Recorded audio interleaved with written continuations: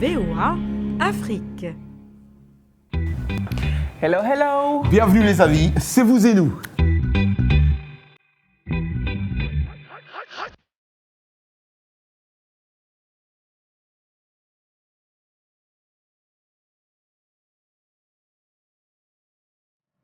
Vous et nous soucieux de l'environnement avec l'incroyable affaire de l'eau contaminée de Flint. Ça ne se passe pas en Afrique, mais bien ici aux États-Unis. Ah oui, toujours ici aux États-Unis, environnement encore, un fermier a quelques idées pour réduire les émissions de méthane. Et puis un jeune peintre et plasticien ivoirien qui fait sensation dans les galeries internationales. On le compare même au prodige haïtiano-américain Basquiat. Waouh, aujourd'hui, Today Anna Touré avec tendance nous rejoint de New York City. Yay, Anna Girl, on va avoir plein de belles idées et en studio avec nous, Dililico, pour la chronique digitale. Ça c'est aujourd'hui, bien sûr. On commence, Anna, avec Flint dans le Michigan, où cela fait maintenant plus de 2 ans que l'eau de robinet contamine les habitants de cette ville, à un tel point que la maire a déclaré un état d'urgence. Il a fallu attendre 18 mois pour que l'eau soit testée et interdite à la consommation. Une année après, qu'un jeune médecin ait tiré la sonnette d'alarme, notre collègue de la VOA, Anastasia Vetaï, s'est rendue sur place pour faire le point sur l'un des plus grands scandales sanitaires qu'a connu le pays.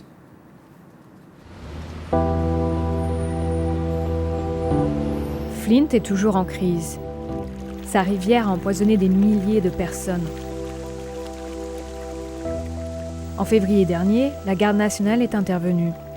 On a demandé aux 100 000 habitants de Flint de se rendre dans des centres de distribution. Et depuis 11 mois, chaque semaine, ils viennent faire leurs réserves en eau potable. Mais tout le monde ne peut pas se déplacer dans ces centres. 18% des habitants de Flint n'ont pas de voiture, ou s'ils travaillent de longues heures, ils ne peuvent pas venir lors des heures d'ouverture, car les centres de distribution sont ouverts pendant la semaine de midi à 18h. Donc si vous travaillez, débrouillez-vous, vous n'aurez pas d'eau. L'alerte avait été donnée par Mona Hanna-Attisha, pédiatre à l'hôpital de Flint. Elle avait découvert un niveau anormal de plomb dans le sang des enfants. Aujourd'hui, elle dénonce le problème qui n'est toujours pas résolu. Notre eau n'est toujours pas potable. Nous sommes toujours dans une ville située au milieu des Grands Lacs, la plus grande réserve d'eau au monde, et pour la 3e année, notre population n'a toujours pas accès à l'eau. Ça n'a pas changé, les habitants utilisent encore des bouteilles d'eau et des fils. La ville de Flint a commencé les travaux. Les canalisations des quelques 50 000 maisons doivent être remplacées. Et depuis septembre, des entreprises locales viennent creuser les jardins des résidences. Chaque semaine, un maximum de 200 tuyaux peuvent être changés. Pour certains habitants, cela veut dire qu'ils n'auront pas accès à l'eau potable avant 2017.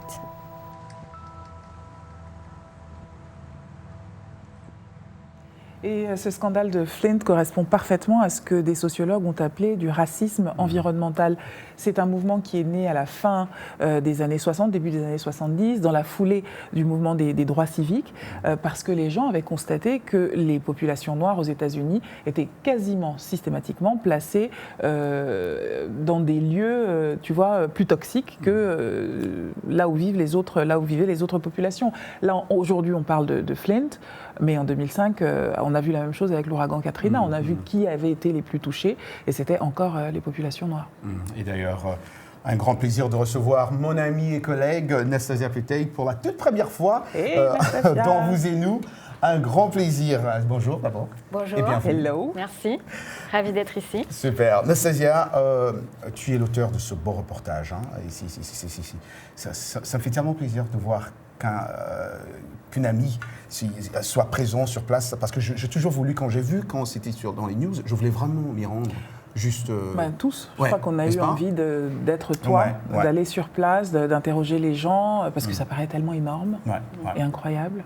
Et alors, cette affaire de Flint, pour les uns, c'est une catastrophe sanitaire, et pour les autres, une véritable faillite gouvernementale. Qu'en est-il au juste ?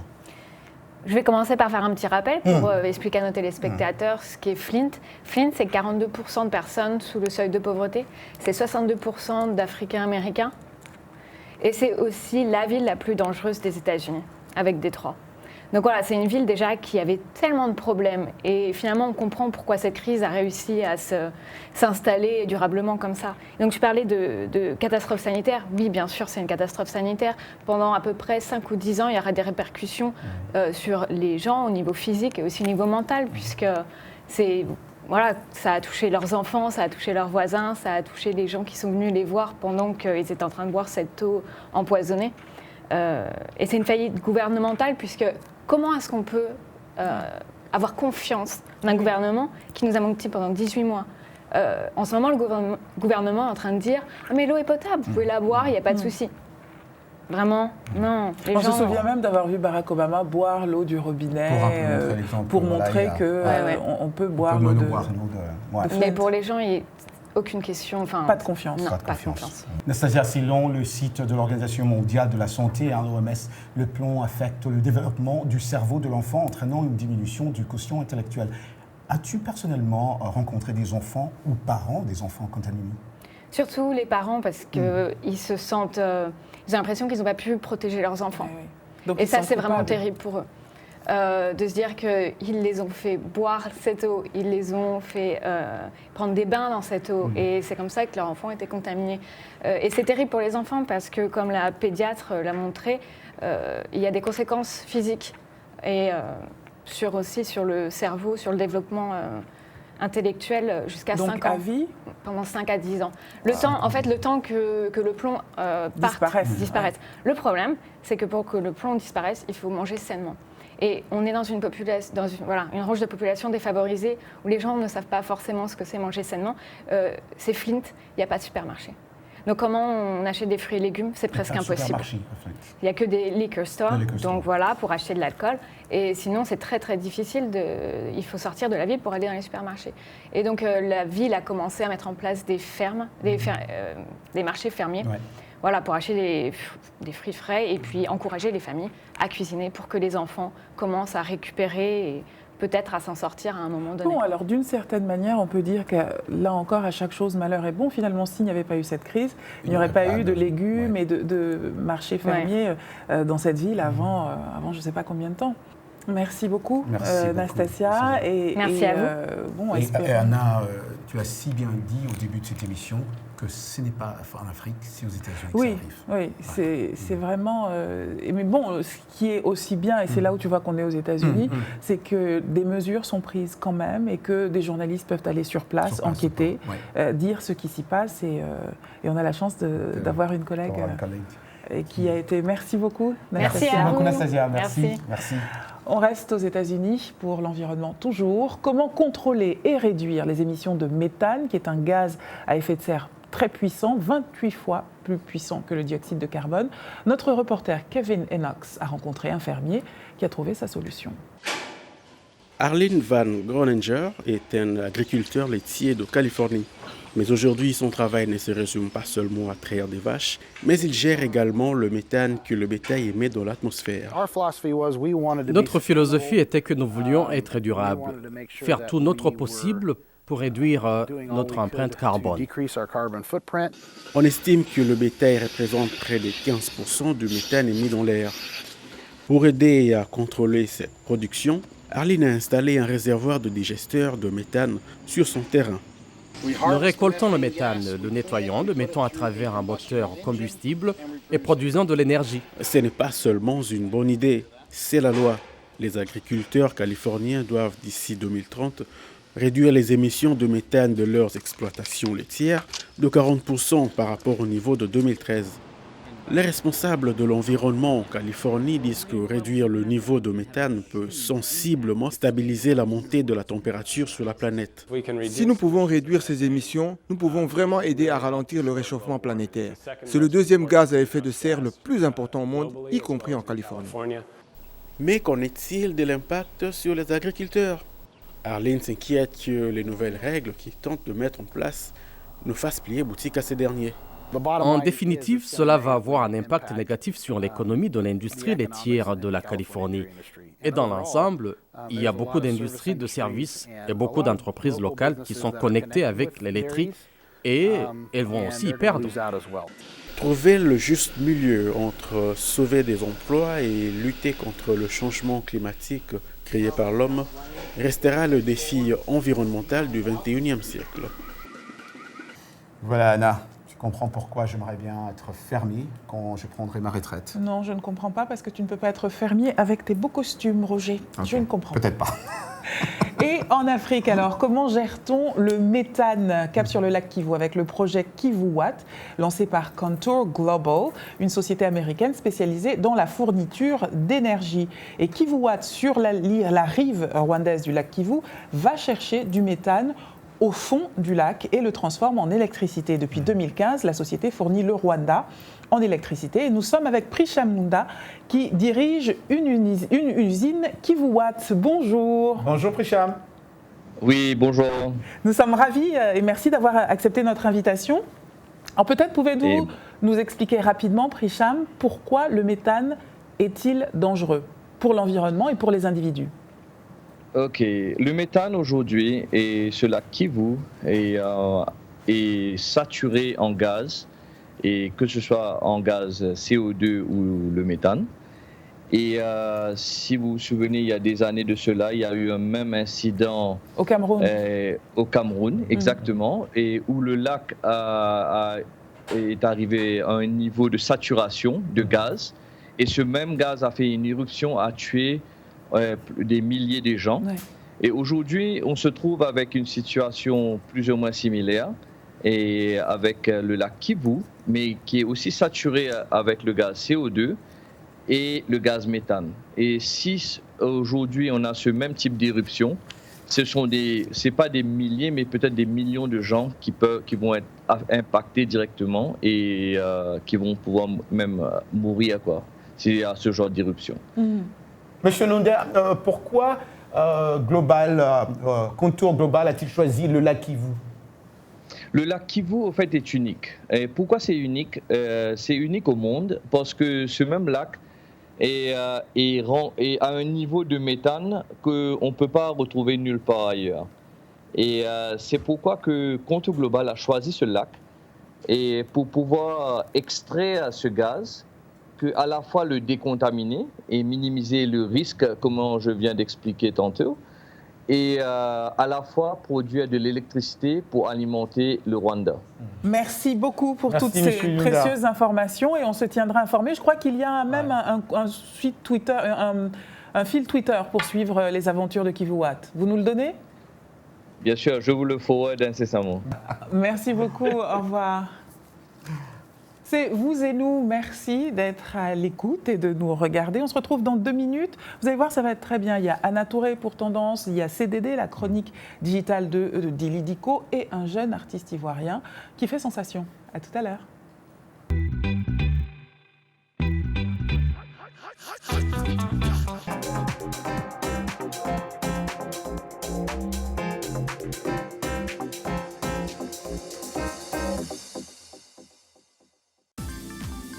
La VOA sur votre portable avec l'application Mobile Streamer. Écoutez nos programmes n'importe où, quand vous le voulez. C'est gratuit avec Internet. L'application est disponible sur iPhone ou Android. Ou alors, composez les numéros de téléphone suivants.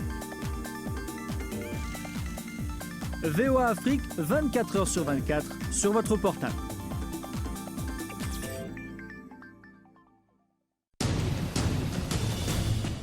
En plus de nos programmes sur FM et ondes courtes, La Voix de l'Amérique est en votre compagnie 24 heures sur 24 sur Internet. Djamena, d'une trentaine de représentants d'un syndicat d'étudiants. Notez notre nouvelle adresse voaafrique.com. Tous les derniers développements sur l'actualité africaine et mondiale. Reportages photos et vidéos et vos commentaires sur voaafrique.com. À tout de suite. Washington Forum, le décryptage hebdomadaire de l'actualité et des sujets qui vous touchent dans votre vie quotidienne.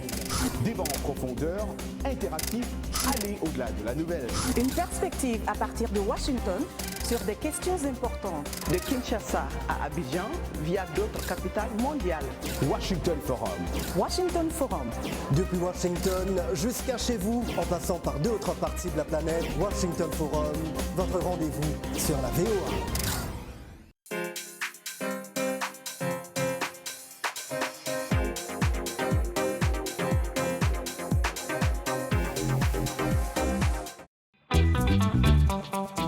Vous et nous, part 2. Allons à la découverte d'un jeune artiste ivoirien qui fait sensation de Paris à Berlin en passant par New York City. Certains le comparent au jeune prodige de la peinture contemporaine, le haïtiano-américain Jean-Michel Basquiat. Son inspiration, la Côte d'Ivoire. Regardez. Certains pensent qu'Aboudia gâche sa vie, qu'il devrait plutôt être médecin, faire autre chose. Le peintre ivoirien de stature internationale présente une grande exposition à Abidjan. Le thème à la base, c'est les enfants de la rue. Et je pense qu'à travers le monde entier, on peut avoir partout les enfants de la rue. Donc du coup, le thème il est universel et Moro, ça fait partie de tous ceux qui vivent sur la planète. Aboudia, de son vrai nom Abdoulaye Diarrassouba, parle encore volontiers le Noutchi, un argot des quartiers populaires d'Abidjan, la capitale économique ivoirienne. Aujourd'hui, bien qu'il lui arrive de troquer son chevalet en ville pour des avions exigus et des galeries d'art à Paris, Londres et New York, Aboudia reste proche de ses racines. Son exposition intitulée Mogo Dynasty est à la galerie Fakuri. L'artiste se dit toujours très attaché à la culture Noutchi. Noir et blanc, aux couleurs criardes, ces tableaux sont une succession de têtes humaines, de crânes ou de robots avec partout des dents. Bien que fier de son identité africaine, Aboudia refuse d'être catalogué. Le peintre reconnaît toutefois qu'il est plus difficile pour un Africain de réussir dans un monde qui considère le plus souvent l'art comme une activité futile qui ne permet pas de gagner décemment sa vie. Aboudia l'Ivoirien a souvent été comparé au peintre haïtien-américain Jean-Michel Basquiat, aussi bien pour son style que sa précocité. L'artiste né à Brooklyn est passé des graffitis dans les rues à des tableaux qui ont fait le tour des États-Unis et de l'Europe. Il n'avait pas encore 30 ans. Non, ça ne me flatte pas dans le sens où on me compare à Basquiat, mais ça me flatte dans le sens où Basquiat c'est un grand artiste. Moi, quand je peignais, je ne connaissais pas Basquiat, je n'ai pas envie de le dire. C'est après les journaux, oui, vous travaillez comme Basquiat. Donc je fais mes recherches et je vois. C'est vrai qu'on a le même thème, le même sujet, mais le travail ne se ressemble pas. Aujourd'hui, Aboudia a élargi sa palette artistique à des installations comme par exemple un mur recouvert de fragments de la vie de tous les jours. Vêtements, chaussures, poupées, nounours ont tous été empruntés à la vie des humains et de leurs enfants. Oh là là que je suis fan, oh là là que je suis fan, je suis super fan.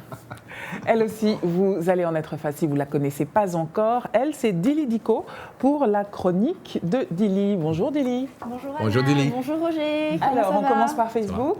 Oui, on commence par Facebook. Alors, la question que nous avons posée à nos amis cette semaine, c'est accepteriez-vous que votre enfant fasse une carrière d'artiste? Oui ou non? Expliquez-nous pourquoi. Donc, oui, voilà, on a eu plusieurs réponses, on n'a pas pu toutes les choisir, donc on a dû faire une petite sélection, mais merci pour toutes vos réponses. Et donc on commence avec Christian Djarabé qui nous écrit de N'Djamena au Tchad et il nous dit: alors, j'aimerais bien qu'il soit artiste, mais pas tchadien. Nos artistes peinent à joindre les deux bouts. Ah, voilà. Donc artiste, d'accord, mais pas tchadien. Mais en même temps, s'il est tchadien, donc son enfant sera tchadien. Exactement. Donc en fait, il veut dire qu'il ne veut pas que son enfant soit artiste. Exactement. Bon. Et vous avez Jean-Pierre Kaingi qui nous écrit: jamais, j'aime la musique quand elle est jouée par quelqu'un d'une autre famille. C'est pas Roger Mouton en tout cas. Et c'est précis. Voilà. Alphonse Mbouaki qui nous écrit encore une fois et qui nous a écrit 9 fois. Donc je tenais quand même à sélectionner une réponse d'Alphonse. Ouais. Cela dépend des capacités que l'on décèle chez l'enfant. S'il est doué en céramique, en dessin, en sculpture, en décoration, en publicité, musique, arrangements musicaux ou en théâtre, il faut en gros l'encourager et peut-être l'envoyer à l'INA, qui est l'Institut national des arts. Ouais. Mais je trouve qu'il résume bien tout et il englobe en fait un peu tous les arts qu'on a. Donc c'est une réponse complète où on voit un peu vraiment, il manque que le cinéma là. Ouais, je crois qu'il veut, lui, que son fils ou sa fille soit professionnel. Alors, oui, il a d'ailleurs dit, dans un autre commentaire, il a dit, et il a parlé du cas de son fils justement, et il a dit qu'il aimerait vraiment le pousser vers une carrière d'artiste. Beaucoup ça. Et donc Franck Lamboula qui nous écrit, qui nous dit artiste oui, mais pas pour battre le tambourin quand même. Donc il y a bien artiste mais tu peux jouer du tambourin de manière très artistique. Hein, tout le monde ne sait pas jouer du tambourin. Oui, Franck. Je suis pas d'accord, Franck. Bon, ça veut bien dire qu'on privilégie certains arts à d'autres et que certains parents sont peut-être plus enclins à voir leurs enfants devenir sculpteurs plutôt que chanteurs. Donc voilà. Et enfin, on a une dernière réponse d'Amadou Abdoulaziz qui nous dit « La vie, c'est un choix. On ne peut pas exiger à un enfant un métier. Le monde évolue. » Donc voilà, merci beaucoup. Merci beaucoup, Didi. Rendez-vous la semaine prochaine. Oui, rendez-vous la semaine prochaine. Merci. Les fêtes de fin d'année approchent et vous êtes à court d'idées comme Roger Muntou. Pas de panique, on va à New York City rejoindre Anna Touré, C'est Tendance.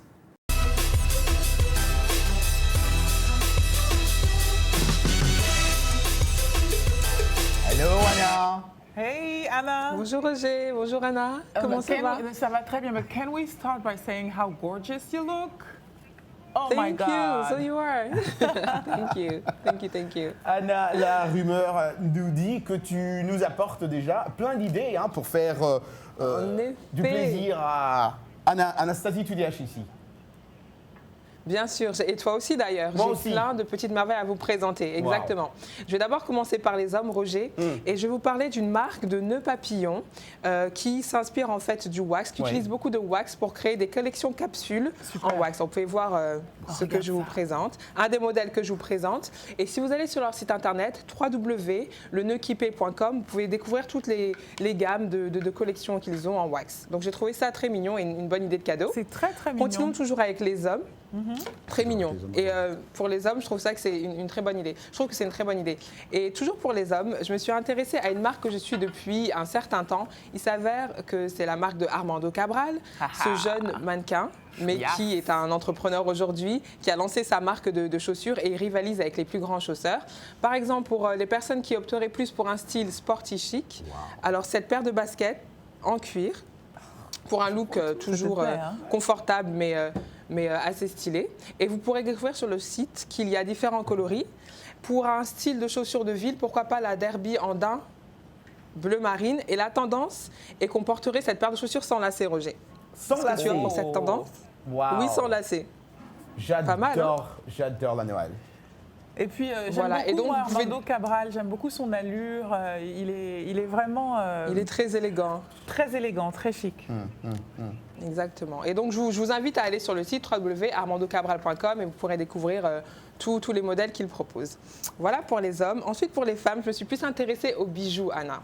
C'est toujours une bonne idée d'offrir un bijou et des bijoux de luxe. Tu entends, Moutou? C'est toujours une bonne idée. Répète après Anna. C'est toujours une bonne idée d'offrir des bijoux de luxe. Oui, donc continue. Fallait pas dire de luxe. Pourquoi pas s'intéresser aux diamants? Pourquoi pas? Alors la nouvelle tendance, c'est vraiment de superposer en fait les chaînes avec des petits pendentifs. Alors on peut les porter individuellement pour ceux qui sont un peu plus classiques, mais aussi la vraie tendance c'est de les superposer et d'avoir plusieurs pendentifs qui se présentent de cette façon. Ensuite j'ai craqué pour cette boucle d'oreille, cette paire de boucles d'oreilles qui se porte sur le long du lobe. On peut en porter qu'une seule. Anna, pas trop fan? Tu me connais, hein, je suis assez classique. Donc je sais qu'Anna, elle est beaucoup plus classique. Donc je pense que les chaînes individuellement te plairont plus. Oui. Et pourquoi pas des bracelets beaucoup plus fins. Aussi bien classiques que tendance, ça dépend de la façon dont on les porte. On peut les porter aussi en les superposant ou individuellement. Et Anna, tu peux voir que j'ai craqué, que j'ai décidé de porter un bracelet. Et je comprends pourquoi tu as craqué. Voilà. Et donc, ces articles sont disponibles sur le site www.andyguts.com. Tu as retenu, tu as noté? Je vais noter. S'il te plaît. Andy Guts, voilà. Noël arrive. Voilà. Faut pas que tu me dises, je me suis trompée, j'avais oublié le nom, tout ça. Bon. Et ça coûte combien? 2 $, 3 $? Ah là, par contre, je te laisserai le soin de regarder le tarif sur le site internet, d'accord? Mais n'oublie pas, on a toujours dit que c'est important de prévoir des bijoux de luxe. Ça dure toujours dans la durée. Et alors là, c'était des idées. Et aussi, j'ai oublié de vous montrer les petites boucles d'oreilles qui sont très mignonnes en cœur. Un classique qui peut aller avec tout. Ensuite, une dernière idée originale et petite surprise. Pourquoi pas offrir une illustration à vos proches. Alors c'est la grande tendance, on découvre de plus en plus de talents qui collaborent avec des magazines ou avec différentes marques. Et aujourd'hui, surprise, on a une des plus talentueuses du moment. Il s'agit de Tatiana Pobla, qui est canadienne, originaire de Haïti et du Bénin. Bonjour Tatiana. Bonjour Tatiana. Ravie de... Bonjour Roger. Bonjour Tatiana. Alors ravie de vous avoir aujourd'hui sur le plateau. Alors qu'est-ce qui vous a poussé à dessiner, à commencer à l'illustration? Mais j'ai toujours aimé l'art, j'ai toujours aimé le design. Donc, j'étais toujours tendance vers la mode aussi. J'aime beaucoup les femmes, j'aime tout ce qui est beau. Je suis une femme, j'aime tout ce qui est féminin, tout ça. Il y a à peu près 15 ans, je peux dire que j'ai commencé à dessiner les femmes. Et depuis ce jour-là, je n'arrête pas. C'est vrai que la spécialité de Tatiana, c'est vraiment de dessiner des femmes. Et on remarque qu'elles sont toutes aussi tendances les unes que les autres, à l'aise avec leur sensualité. Alors, est-ce qu'il y a un message à passer derrière? Oui, absolument. Comme je suis féministe jusqu'au bout. Et aussi, je crois vraiment comme self-love et self-empowerment. Donc, j'avais toujours dit, si je fais des femmes, ça doit être des femmes qui sont fortes, des femmes qui ont beaucoup confiance en elles, des femmes qui sont sexuelles parce qu'elles aiment leur sexualité. Donc, c'est ça vraiment que je pousse et c'est toujours ça dans mon message, comme toujours, comme dream big, self-love, love yourself, ces genres de choses. Magnifique, on Merci beaucoup. Merci beaucoup Tatiana. Merci Anna. Merci beaucoup Tatiana, merci Anna Touré. Rendez-vous le mois prochain. À très bientôt. Bisous, bisous. Au mois prochain. Ciao, ciao. Wow. Au revoir. Tu sais ce que j'aurais aimé demander à cette jeune femme, cette jeune peintre, si elle peint Tatiana. Oui, Tatiana Pobla. Si elle peint aussi des journalistes, c'est pour une amie. Pas pour un ami. Hein. Non, une amie. J'aimerais bien que ça soit aussi des hommes. Hein. Mais voilà les amis, il est temps de se dire au revoir. Merci à toute l'équipe de Vous et Nous qui a produit cette émission aujourd'hui. Et merci à tous nos téléspectateurs qui nous suivent de partout. Et qui peuvent désormais nous suivre via Twitter, Vous et Nous, Instagram, tout attaché, Instagram, hashtag Vous et Nous, tout attaché aussi, Snapchat, Vous et Nous. Et puis notre numéro de téléphone, 1-202-257 35 83. Je répète pour les stylos tombés au fond des sacs, 1-202-257 35 83. Goodbye les amis, et comme d'habitude, on vous dit rendez-vous la semaine prochaine.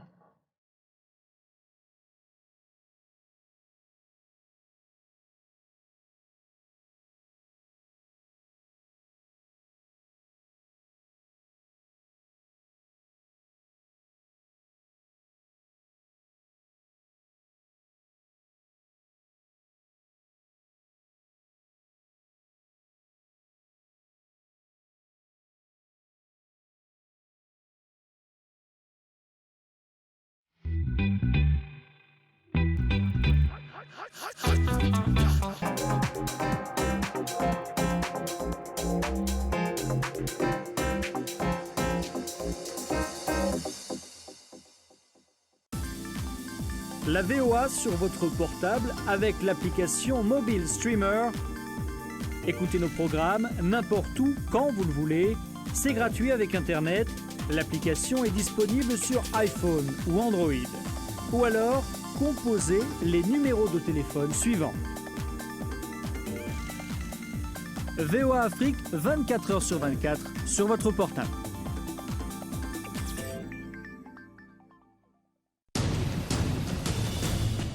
En plus de nos programmes sur FM et ondes courtes, La Voix de l'Amérique est en votre compagnie 24 heures sur 24 sur Internet. N'Djamena, d'une trentaine de représentants d'un syndicat d'étudiants.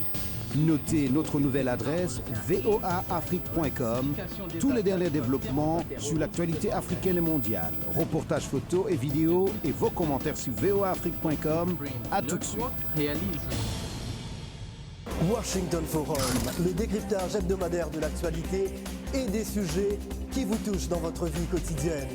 Débat en profondeur, interactif, aller au-delà de la nouvelle. Une perspective à partir de Washington sur des questions importantes. De Kinshasa à Abidjan via d'autres capitales mondiales. Washington Forum. Washington Forum. Depuis Washington jusqu'à chez vous, en passant par 2 autres parties de la planète, Washington Forum, votre rendez-vous sur la VOA.